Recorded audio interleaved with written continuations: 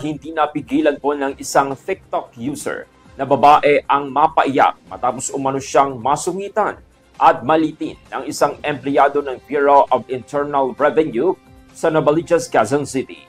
Sa kanyang video, ikinuwento po ng babae na pumunta siya sa BIR office para kumuha ng Taxpayer Identification Number o TIN ID.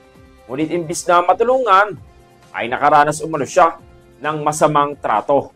Kwento pa niya, tila minamaliit siya ng empleyado at paulit-ulit itong nagsasalita sa Ingles na parang ipinapamukhang hindi siya nakakaintindi.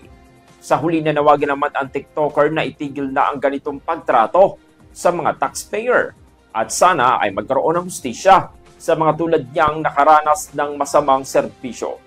Pero ayon naman sa BIR Novaliches, naglib na ang empleyado mula nang mag-viral ang video at terminated na rin sa trabaho simula bukas. Good morning.